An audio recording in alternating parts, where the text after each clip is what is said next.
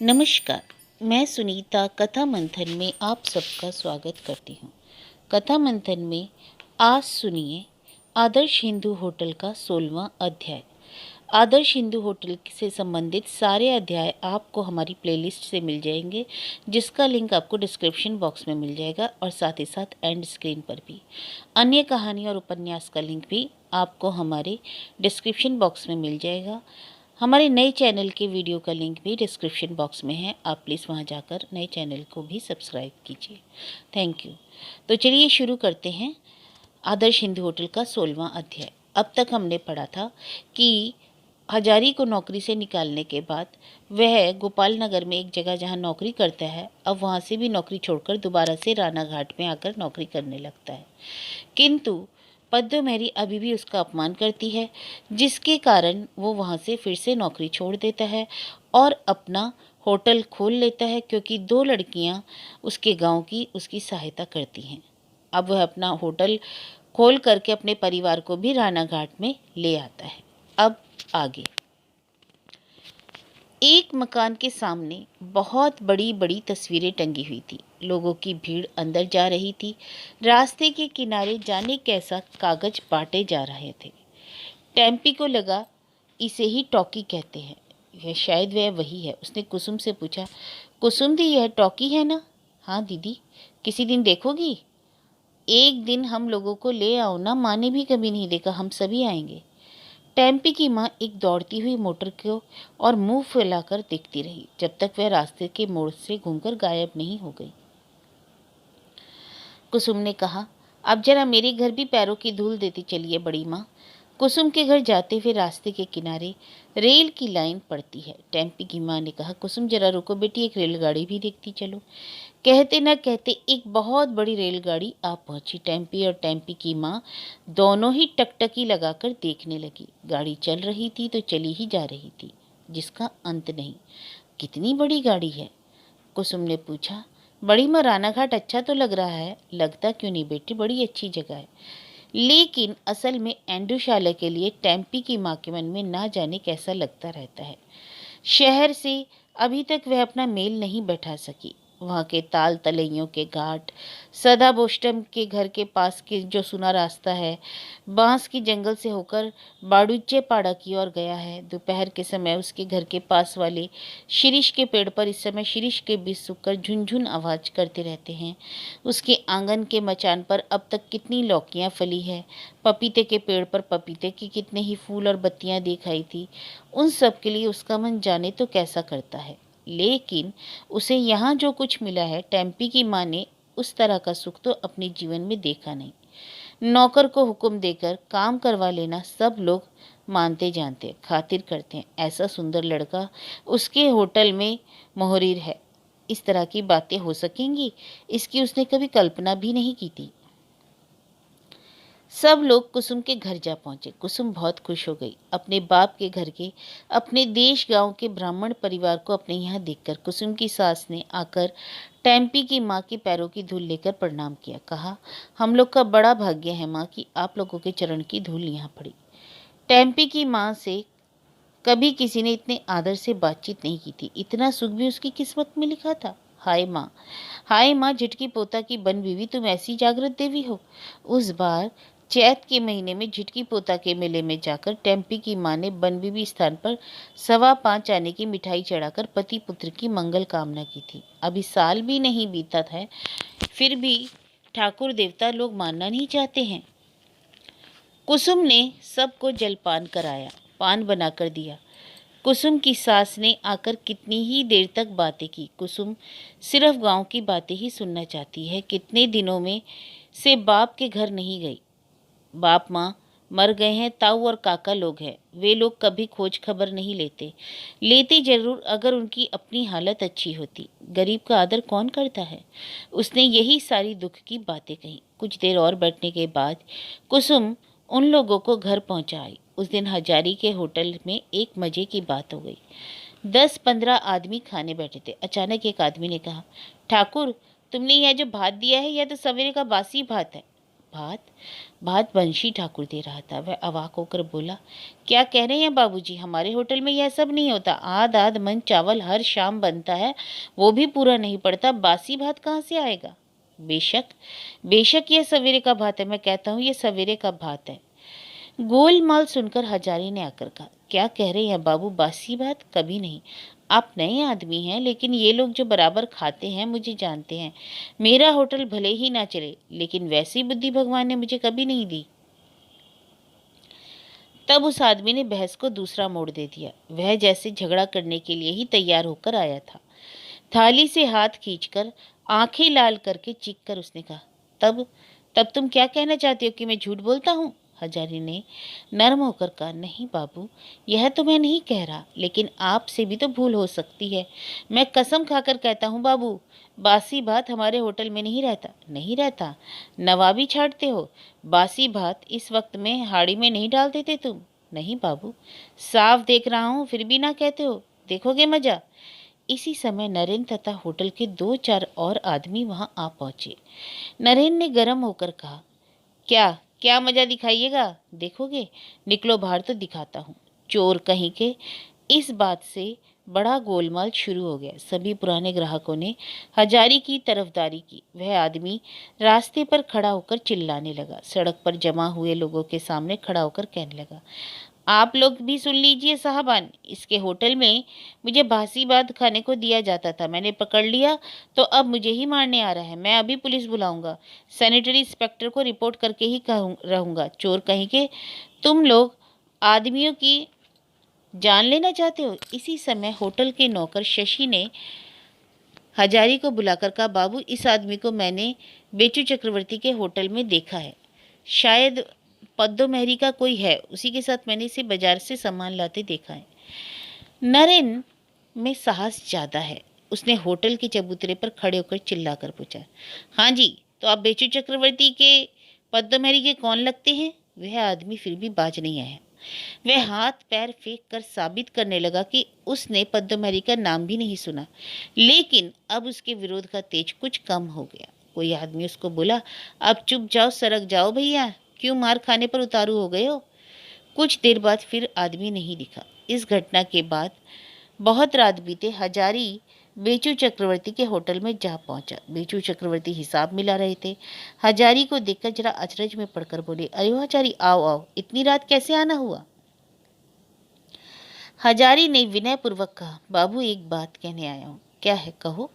बाबू, किसी समय आप मेरे अन्नदाता थे, आज भी मैं आपको वैसा ही समझता हूँ। आपके यहाँ काम ना सीखा होता तो आज मैं भरपेट भात ना जुटा पाता। आपके साथ मेरी कोई दुश्मनी है?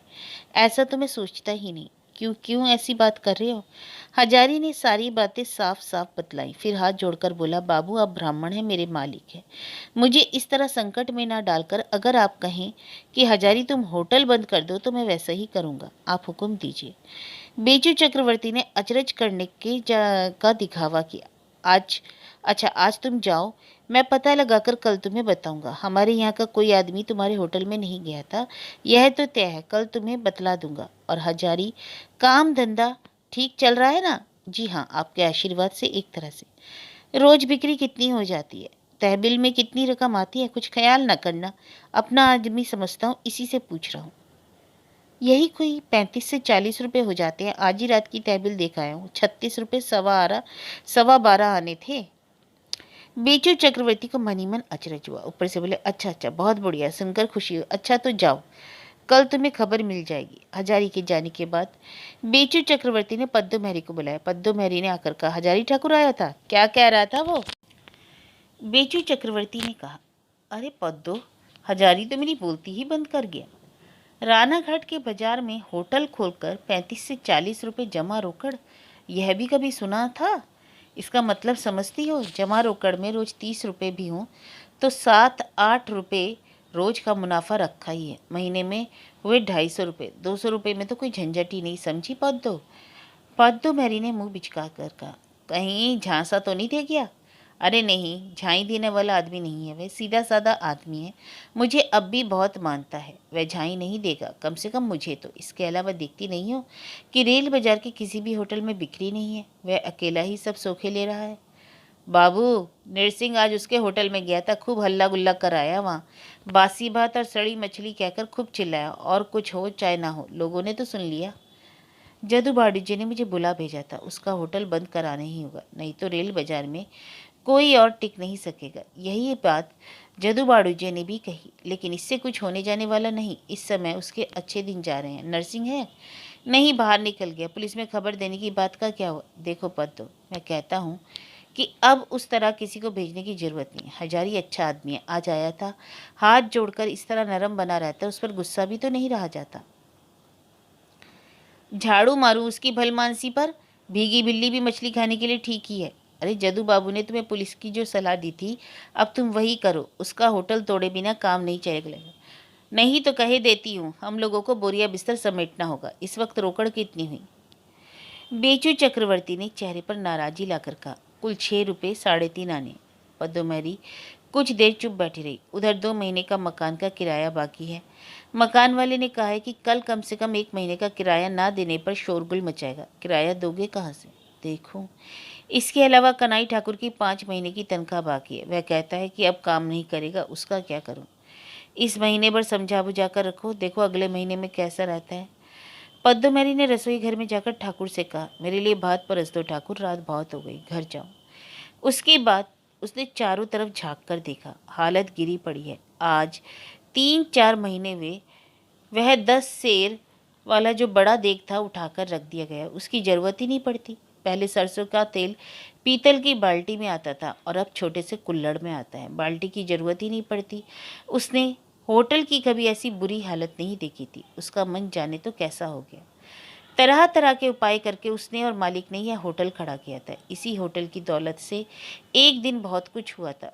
फूले नवला गांव के जिस मोहल्ले में उसके पुरखे रहते थे, वहाँ उसका भाई अभी भी मौजूद है। खेती बाड़ी करके गुजर करता है और वह किसी समय इसी राना घाट शहर में सोना रूपा पहनकर भी घूम चुकी है, इसी होटल की दौलत से। यह होटल उसके कलेजे की हड्डी है, लेकिन आज बड़ी मुश्किल में पड़ गया है। कहाँ से एक गांजाखोर आ जुटा है। होटल का राई रत्ती जानकर अब उन्हीं लोगों के सिल लोड़े में से उन्हीं लोगों के दांत तोड़ रहा है, जिसके चलते आज होटल की ऐसी बुरी हालत है। जो होता है कि मौका मिले तो वोट कर ही मार डालें। उस पर दया कैसी? मालिक ऐसे ही भले सदाशिव आदमी है, इसी से तो आज रास्ते के जैसी हालत हो गई है। दया करो भगवान उन पर। एक दिन राना घाट के स्टेशन मास्टर ने हजारी को बुला भेजा। हजारी खुद नहीं जाना चाहता था, क्योंकि वह जानता है स्टेशन मास्टर अंग्रेज है। नरेन का जाना ही अच्छा है, लेकिन अंत में उसे ही जाना पड़ा। नरेन भी साथ गया। साहब ने कहा, तुम्हारा नाम हजारी? बाजार में तुम्हारा हिंदू होटल है? हाँ हजूर। तुम प्लेटफार्म पर कैटर करेगा? हजारी ने नरेन की ओर देखा। वह साहब की बात नहीं समझ सका। नरेन ने बात को साहब से अच्छी तरह समझकर हजारी को बतलाया। रेल यात्रियों की सुविधा के लिए रेल कंपनी प्लेटफार्म पर एक हिंदू होटल खोलना चाहती है। हजारी की शोहरत सुनकर साहब ने उसे बुला भेजा। कम से कम 150 रुपये जमा करने पर वे लोग लाइसेंस मंजूर करेंगे और रेलवे के खर्च से होटल भी बनवा देंगे। हजारी साहब से कहा कि वह राजी है। स्टेशन मास्टर ने नरेन को एक टेंडर फॉर्म देकर कहा, इसकी खाना पूरी करके और हजारी के दस्तखत करवा दे जाए। उसके बाद स्टेशन के इस होटल के लिए जोरदार कंपटीशन भी चला।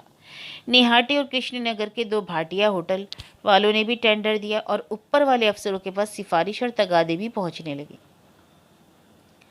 राना घाट के बाजार में इस बात की खबर किसी को नहीं थी। आखिर में, यानी जब टेंडर की तारीख खत्म होने में कुछ ही दिन रह गए, तो जदू बाड़ूजे को इसका पता चला। स्टेशन का एक क्लर्क जदू के होटल में खाना खाता था।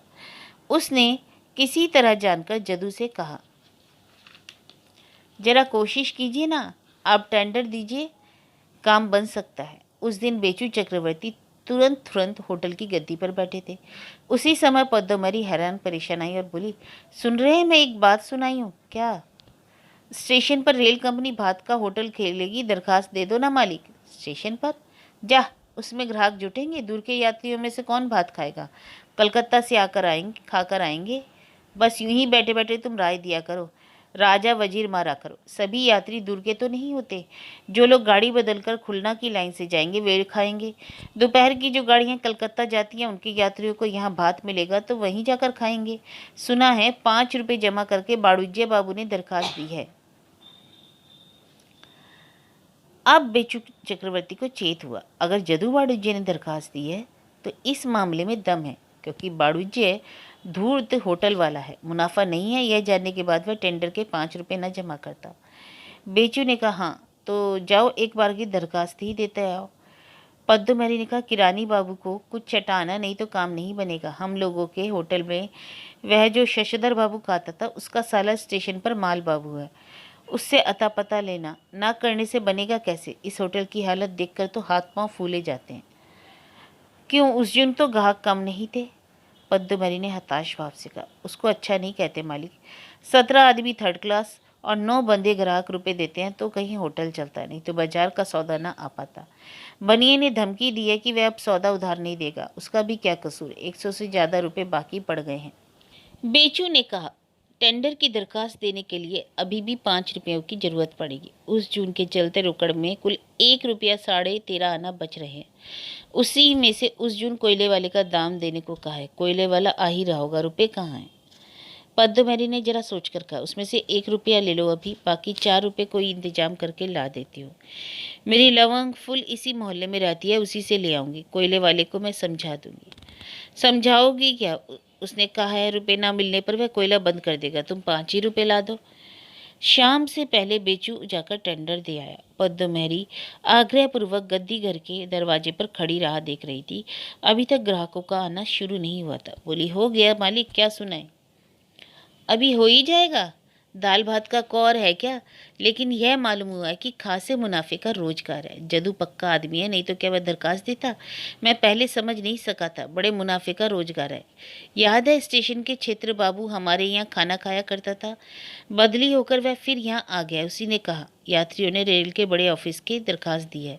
हम लोगों को खाने की बड़ी तकलीफ है। इसके अलावा रेल कंपनी बिजली की रोशनी देगी, पंखा देगी, मकान बना देगी, और इस सब के लिए लेगी कुछ नहीं। रेल का बोर्ड का क्या है, उसी का ऑर्डर ही है। यात्रियों की सुविधा पहले कर देना होगा। बहुत लोग खाना खाएंगे। पद तो भारी मुनाफे का मामला है, यह समझ आया हूँ। पद्मरी ने कहा, जोड़ा पाठा से पूजा करूंगी सिद्धेश्वरी स्थान पर, हो जाए किसी तरह। कल फिर जाकर तुम लोगों को उन लोगों को कुछ खिलाओ। जोड़ा पाठा मतलब जोड़ा मतलब 2 बकरियों के जोड़े को जोड़ा पाठा बोला जाता है। मैं सोचता हूँ जदू बाड़ूजी को कैसे पता चल गया? अरे वो धूर्त आदमी है, उसकी बात छोड़ दो। धीरे धीरे इसके बारे में और भी बहुत सारी बातें सुनने में आई। लोगों ने देखा कि रेलवे के प्लेटफॉर्म पर एक बड़ा सुंदर मकान बन रहा है। साज सामान, अलमारी, टेबल, कुर्सी वगैरह से उसे सजाया जा रहा है, और यह सब रेल कंपनी दे रही है। इसी समय एक दिन जदू बाड़ूज्य को उन लोगों के गद्दी घर में आता देखकर बेचू और पद्मरी दोनों ही अचरज में पड़ गए। जदू बाड़ूज्य होटल में जाने माने आदमी हैं। कुलीन ब्राह्मण, मटीघरा के मशहूर बाड़ूज्य घराने के लड़के। कभी वे किसी दुकान के होटल में जाकर बकबक नहीं किया करते, गंभीर स्वभाव के आदमी हैं। बेचू चक्रवर्ती ने बड़ी खातिरदारी से उन्हें बैठाया। उनके साथ हुक्के की नली भी थी। जदू बाड़ूजी को कुछ देर हुक्का गुड़गुड़ाकर धुआं उगलते रहे, फिर बोले, चक्रवर्ती बाबू, मैं एक काम से आया हूँ। होटल कैसा चल रहा है? बाड़ूजी बाबू, अब आपसे तो छुपा नहीं है। सोच रहा हूँ कारोबार उठाकर कहीं चला जाऊँ, अब ग्राहक ही नहीं है। मैं आपके पास मतलब से आया हूँ। स्टेशन पर होटल खुल रहा है, या तो आप जरूरी जानते होंगे। मैंने टेंडर दिया है, और सुनने में भी आया है कि आपने भी दिया है ना? हाँ हाँ, वो तो है। ठीक, अब मेरी बात सुनिए। सुना है कि निहाटी के एक भाटिया ऊपर से बड़ा जोर लगा रहा है, उसी का हो जाएगा। वह होटल भारी मुनाफे का कारोबार है। Assam mail, Shantipur, Bangaon, down, Chatgaon mail, इन सब के पैसेंजर खाएंगे। इनके अलावा फुटकर लोग खाएंगे। अच्छा पैसा है। आइए, आप और मैं दोनों मिलकर दरखास्त दें कि हम लोग रानाघाट के होटल वाले हैं। हम लोगों को छोड़कर भाटिया के होटल को क्यों दिया जाएगा? यहाँ के होटल वालों ने मिलकर दरखास्त दी है। इसमें हम लोगों का जोड़ बढ़ जाएगा। बेचू ने समझ लिया कि मामला जब निहायत कब्जे से बाहर हो गया है, तभी जदू बाबू उसकी गद्दी पर दौड़े हैं। नहीं तो धूर्त जदू मुनाफे में हिस्सेदारी कभी राजी नहीं होगा। उसने कहा ठीक है, आप दरखास्त लिख लाइए, मैं दस्तखत कर दूंगा। जदू बाड़ूजे ने जेब से एक कागज निकाल कर रहा, अरे वह क्या बाकी है, अश्वनी वकील से मसवीदा बनाकर टाइप करा के सब पक्का करके लाया हूँ, आप यहाँ दस्तखत कर दीजिए। जदू बाड़ूजे दस्तखत करा के चले गए तो पद्दू मैरी से ने आकर पूछा, बात क्या है मालिक? बेचू ने हंसकर कहा, पेच में पड़े बिना धुरत आएगा यहाँ पे? उसी होटल के बारे में आया था, सुनोगी?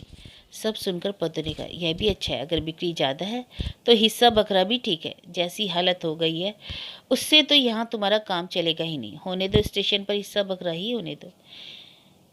20-22 दिन बाद एक दिन जदू बाड़ूचे बेचू के गद्दी घर में आकर जिस तरह हताश भाव से थप से गद्दी के एक कोने में बैठ गया, उससे पद्दो महरी ने समझ लिया कि स्टेशन का होटल हाथ से निकल गया।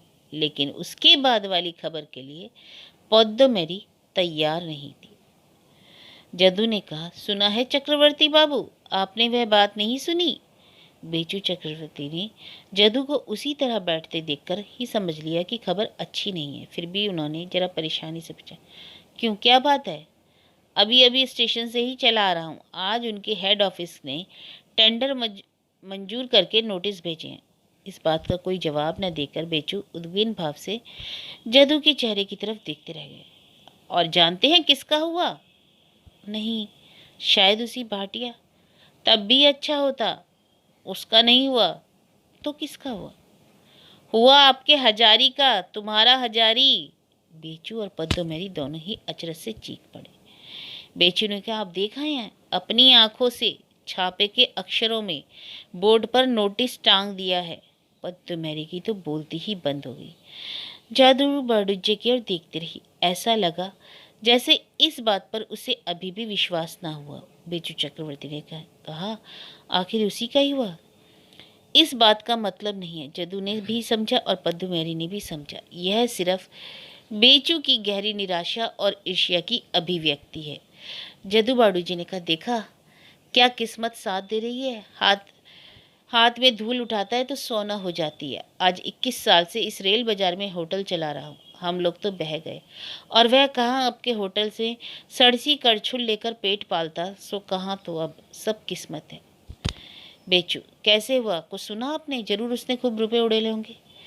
रुपए पैसों की बात नहीं सुनी इसमें। सुना है हेड ऑफिस के बोर्ड ने मंजूर किया। शायद यहाँ के स्टेशन मास्टर ने उसके हक में जोरदार सिफारिश की थी, और कुछ यात्रियों ने भी उसके बारे में लिखा था कि बहुत अच्छा खाना पकाता है। थोड़ी देर और रुककर जदू के चले जाने के बाद पद्दो मेरी ने कहा, मैं कहूँ यह क्या हुआ मालिक? यही तो मुँह जला ब्राह्मण, बहुत बाढ़ बढ़ रहा है, अब तो बर्दाश्त ही बाहर नहीं होता। और करोगी भी क्या? मैं सोचता हूँ क्या कल एक बार हजारी के होटल में जाऊँ। क्यों, किस दुख से? उससे कहूँ कि मेरे होटल में तुम हिस्सेदार बन जाओ और रेल के होटल में कुछ हिस्सा दे दो। पद्दो मेरी ने सोच कर कहा, बात तो बुरी नहीं है, लेकिन अगर वह ना देना चाहे तो? मुझे बहुत मानता है, इसी से कहता हूँ, ऐसा करने के सिवा दूसरा उपाय नहीं है पद्दो।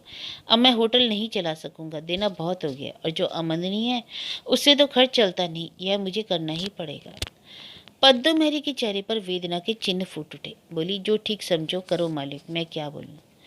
कुछ ही देर बाद जदू बाड़ूचे फिर बेचू के होटल में आ बैठे। बेचू चक्रवर्ती ने आदर के साथ उन्हें चाय पिलाई, तंबाकू का हुक्का उनके हाथ में दिया। हुक्का गुड़गुड़ाते हुए जदू ने कहा, मन में एक ख्याल आया है चक्रवर्ती बाबू, इसी से फिर आया हूँ। क्या बात है, बताइए। मैंने पाल चौधरियों के नायब महेंद्र बाबू को जा पकड़ा था। वे लोग जमींदार हैं, रेल कंपनी उनका ख्याल करती है। महेंद्र बाबू की चिट्ठी लेकर चलिए, कल हम दोनों रेल ऑफिस में एक बार अपील कर देखें। पद्दो मेहरी दरवाजे के पास ही थी। उसने कहा, हाँ जरूर जाइए महाराज, मालिक जरूर जाइए। उस मुंह भले भामन के साथ ना होने से इस तरह जाइए तो जरूर अच्छा होगा। बेचू चक्रवर्ती ने सोचकर कहा, कल किस समय जाना चाहते हैं? यही सवेरे सवेरे जाना ही अच्छा होगा। जाकर बड़े बाबू को पकड़ना होगा। पाल चौधरियों के तालाब में अक्सर मछली पकड़ने आते हैं, गरफे की तरफ रहने वाले हैं, बड़े अच्छे लोग हैं। महेंद्र बाबू की चिट्ठी लेकर उन्हें जा पकड़ते हैं। जदू के चले जाने पर बेचू चक्रवर्ती ने पद्दो मेहरी से कहा, लेकिन इस हालत में हजारी के पास मेरा जाना ना हो सकेगा।